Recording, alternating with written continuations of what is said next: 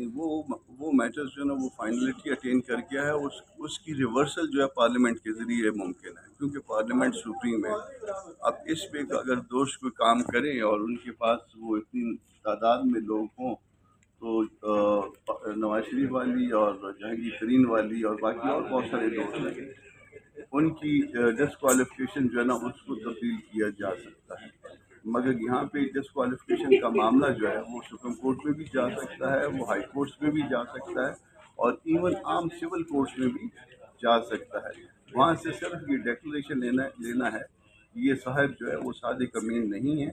انہوں نے ولفلی جو ہے نا بہت سارے معاملات چھپائے جو ان کے اپنے سائن سے جو اکاؤنٹ آف ریٹ ہوتے تھے وہ چھپائے, اور جھوٹے جو ہے نا انہوں نے وہ یہ سب فراہم کیے, جھوٹے ڈیکلریشن انہوں نے دیے, یعنی مس ڈیکلریشن کی اپنے کانسیکوینسز. دیکھیے اس میں پہلے تو تحریک انصاف والے آپس میں ایک دوسرے کو مبارکباد دے رہے تھے اس بات پہ کہ اس فیصلے میں کچھ نہیں ہے.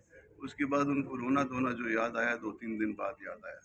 اب جو ان کے اس مزید جو اس کی گریوٹی ہے جو ان کو جو جس چیز سے وہ متاثر ہوں گے وہ شاید مہینے 2 مہینے بعد یاد آئے. ان کو بڑی دیر سے معاملات یاد آتے ہیں, جیسے وہ ریفرنس فائل کیا اور اس کے بعد ریفرنس واپس لے لیا, تو یہ معاملات ان کو جو ہے نا یہ اس طرح بعد میں یاد آتے ہیں. اس طرح یہ بھی اگر جو ہے آرٹیکل 2C پڑھ لیں اس کا PPO کا 2002 والے کا, تو ان کو پتہ چل جائے گا کہ وہ فارن ایڈڈ پارٹی کی ڈیفینیشن جو ہے وہ اس وقت کے قانون میں کیا تھی اور اس میں کیا کنکلوڈ کر گیا ہے الیکشن کمیشن آف پاکستان.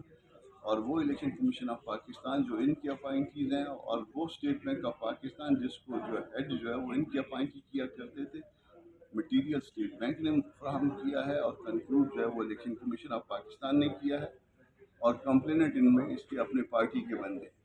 میں ابھی ایک اور چیز دیکھ رہا تھا سوشل میڈیا پہ, فوزیہ قصوری صاحب کا جو ہے نا وہ ان کا انٹرویو چل رہا تھا تو انہوں نے بھی ریز کیا ہے.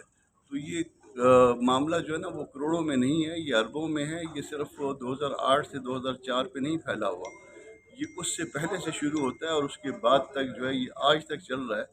یہ دوسری پارٹیاں جو ہے نا 100 روپے 200 روپے چندے پہ اپنے معاملہ چلا رہی تھیں, یہ جو ہے نا وہ ڈالر پہ اور پاؤنڈ پہ اور پتہ نہیں کہاں سے جو ہے نا وہ معاملہ چل رہے تھے. اور لوگ تو اپنے بھائی کو بھی ایسے خام خواہ پیسے نہیں دیتے ہیں. صرف ایک باپ یا ماں ہوتی ہے جو وہ اپنے بچوں کو پیسے جو ہے نا وہ دے دیتی ہے بغیر کسی مطلب کے. تو یہ پیسے کیا بغیر کسی مطلب کے آئے تھے؟ یہ ملک کے خرابی کے لیے آئے تھے اور دوسری پارٹیوں کو خراب کرنے کے لیے آئے تھے. ایسا ہے کہ 2002 میں جو الیکشن ہوئے تھے تو اس کے بعد 2003 میں بھی سینٹ میں آیا تھا. ان کا ایک ممبر تھا, میں بھی سینٹ کا ممبر تھا. تو مجھے مستقبل جو ہے نا وہ صرف ایک ممبر پہ نظر آتا ہے PTI.